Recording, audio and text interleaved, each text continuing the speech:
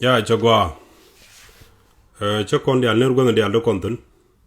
ala mende lad right mi chala ko gwa ber ne din chala buinde yen kon gambele ga kel man ngat lan roje ke kana yodo ka gane jogo ne kun te tek mi shiro do ger mi bana ga metala kana wal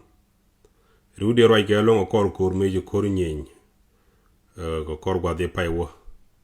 o kana te ko ken ngon de cha ga de nore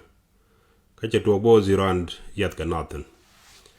mai gana jene kana mai ke ten ka kana mutwo ko kana godala ka mai ke ten wona je bargwa mi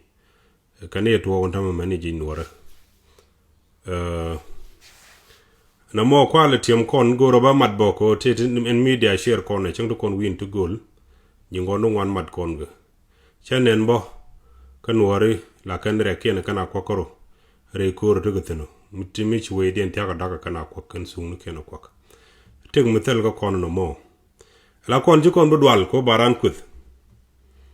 chen men de la re ta men ta ma jejan ji kon batay ni jo kon ko ba kut ko ta me chi wan ne lu ko tok mi chu la de mala charu chen ken ran kut bay kut na mo nyu de jete mi shro de dur runa ne to wan ta man bi de ke wo chi ga dwal go kut ga na mi chu la de charu bay kut cha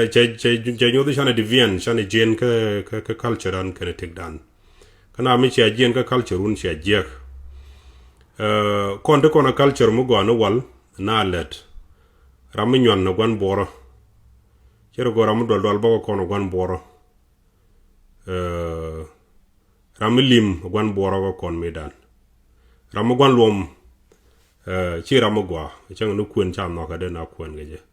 ram ti ne bom la wo go go chin wore jan no medan bi go kun geje te ka principle kende te kana wala ta me chala bin jien chal ro mo yete mo dien ramen go ro boko la re jene la wi mo na ma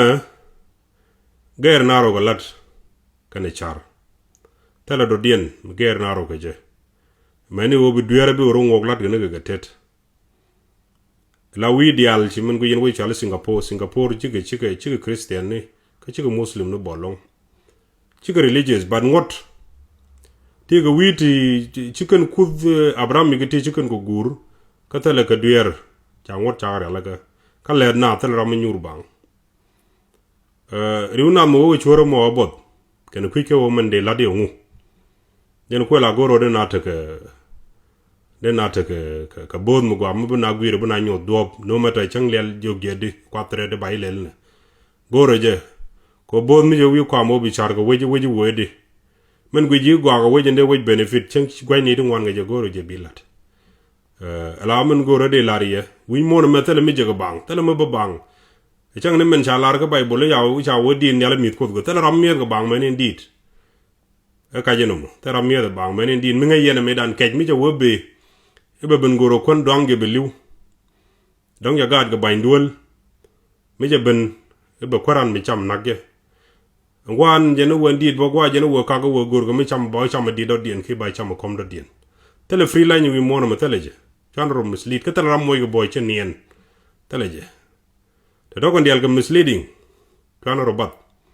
kon wana let mo gor kono bana bom palle proposi de ye define di proposi o medet work chen karana ne ramalare ke metu ko jiram mo jalar gore je bi ngaje gwa yungu kan purpose kan prediction ngu chenta mande it's very easy e de gambel de predict run future de bawode de predict on na ngaje ne de charde gambel run bi gad ken bi ya kadam no gan ne ten der chen ko gad gelo per galet bi ko le de campagne ne der ko di gwan ken nyur ko bang wo kan kot kan pam te ga yem bi kan o pale bi ben ga ke libran de man matarar nyuran ka kapsiri ga tay mitung wan run ku gad wo mier ba yak led gar mu budje chang mu chwaj mulo ko piu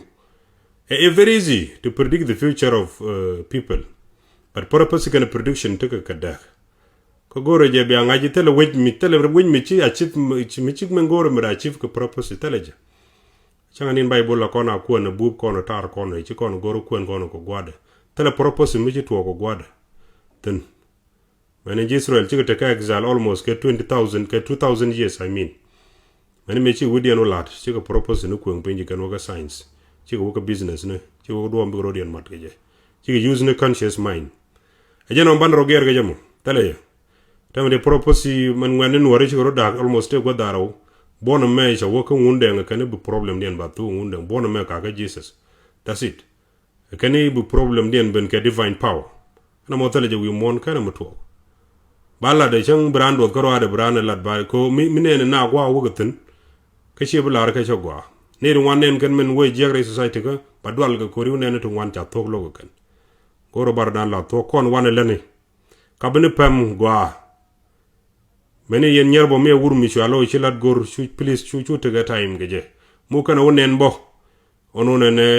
ito i cha ka lo gu nyer ko che let bana let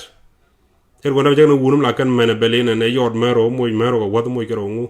o nen o men ngay ken men nen wude mo pel wune da moy chicken men en chiro yod gor ke chicken men te wad gor pek de ge chek tara me de wo kan to len men ga ko to fulfill the need of men ko guirana market men to ko market ye ngu ya no mo goro de lari gu mbuin go gwa charen go kon won da me chigete ka de to mi jek mi chi to re dien ka che to bo chane nen bon ko rodan ko abnar den la to yin dit nuori tente anywhere trant no mitika ne ti lidi la ide ti lwa kot kitini ya please I chi dino la de store winde ton re ngi ko du nyunu ga do ne wanene jang ni dam ko challenge la lo ngata mo ne ngwane bat kana chi ngi je dane la ngi ke dien lwa kot melam na ngi ke gata gurga mugwa chejen tam brandu no we yo je na men ba kana wi pam na chum no ko ti wargan to wang krik rek cha de mur wang ka warga rek bi ger galat yero ko en der cha de pok jor shi ke piu tete jo gup ka to ko ndal misleading ya wanne re len ka wanne ga chiang chalo do ko nang nyam ya biate mal